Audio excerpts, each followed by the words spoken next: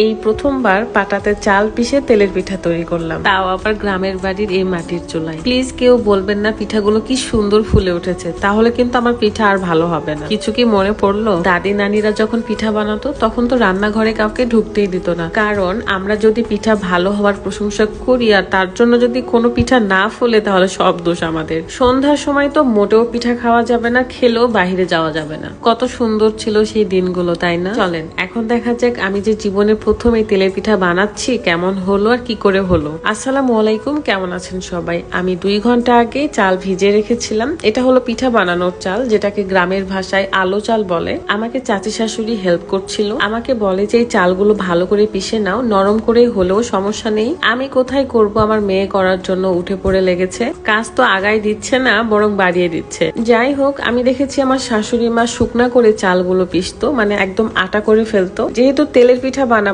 তাই আমার চাচি শাশুড়ি বলে যে এটা নরম করে পিষলেও অসুবিধা নেই, কিন্তু মিহি হতে হবে। সেই অনুযায়ী আমি সবগুলো মিহি করে পিষে ফেললাম। আমার চাচি শাশুড়ি বলে যদি চাল পিষা দেওয়া যায় তাহলে নাকি একটা পিঠাও ফোলা মিস যাবে না। অনেকে চালের আটা দিয়েও করে আমি দেখেছি, আবার ঢিকিতে বানানো আটা দিয়েও করে। আমরা কেনা আটার সাথে এই চাল পিঠাটা মিক্সড করে তেলের পিঠা বানাবো। এদিকে আমার খুবই পিপাসা পেয়ে গেছে। দেন রুকাইয়াকে বললাম, মা আমার জন্য একটু পানি এনে দাও তো।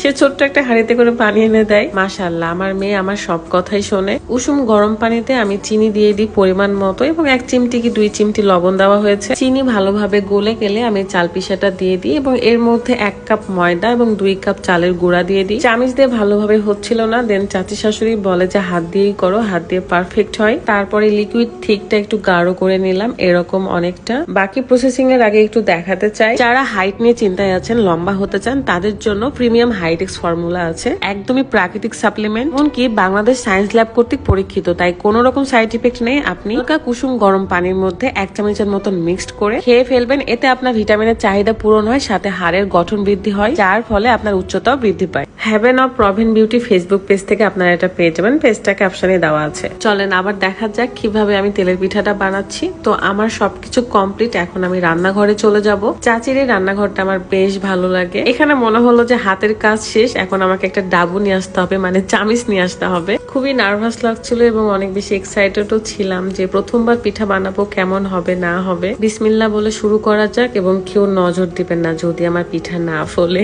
জানেন, যখন আমার দাদি কিংবা আমার নানির কাছে পিঠা বানানো দেখেছিলাম, তখন আমাকে কখনোই রান্নাঘরে যেতে দেয়নি। দেখার সাথে সাথে আমি বলে উঠতাম, ওয়াও কি সুন্দর হয়েছে পিঠা। তখন আমাকে বকাবকি করতো যে এসব বলতে হয় না, যা এখান থেকে। পিঠা বানানোর সময় আমার এগুলো কথা ভীষণ মনে পড়ছিল। সত্যি কথা বলতে আমার অনেক দিন ধরেই এই তেলের পিঠা খেতে ইচ্ছে করছিল।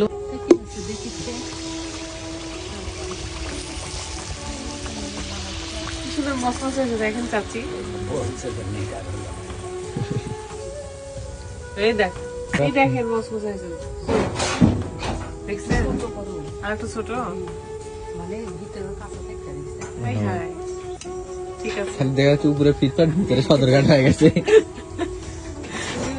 আচ্ছা, আপনাদের এলাকায় তেলের পিঠার কি নাম অবশ্যই কমেন্ট করবেন। আমার বাবার বাড়ির এলাকায় এই পিঠার নাম হচ্ছে আন্দেশা অথবা পাকান পিঠাও বলে, বাট আমি দেখেছি আমার শাশুড়ি মা বা শ্বশুর বাড়ির এলাকার মানুষজন সবাই তেলের পিঠা বলে। আমাকে চাচি প্রথমে বলে আস্তে করে জাল দিতে হবে, কারণ এই গোবরের যে খড়িটা থাকে, মানে ঘুটা থাকে, সেটার আগুনের তাপ অনেক বেশি হয়। মাশাআল্লাহ, প্রথমবার পিঠা বানিয়েছি, বাট কত সুন্দর হয়েছে। যদি কেউ খাওয়াতে চান আমাকে কিন্তু ইনভাইট করতে পারেন আপনাদের বাসায়। এখন থেকে যখনই খেতে ইচ্ছা করবে আমার বাড়িতে, তখন আমি বানিয়ে ফেলবো। আচ্ছা, আপনাদের সাথেও কি এমন হয়েছে? যখন পিঠা বানানো হয় তখন কি আপনাদেরকে রান্নাঘরে যেতে দেয়, কিংবা পিঠা বানানোর সময় কথা বলতে দেয়? অবশ্যই কমেন্ট করে জানাবেন। আর আমার ভীষণ ভালো লাগছিল, গল্প করছিলাম আর পিঠা বানাচ্ছিলাম।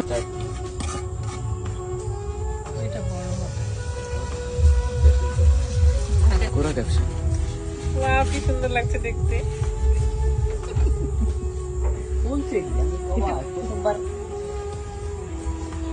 সব নিজের হাতে করেছি, একা হাতে করেছি। আচ্ছা, সবাই খাই।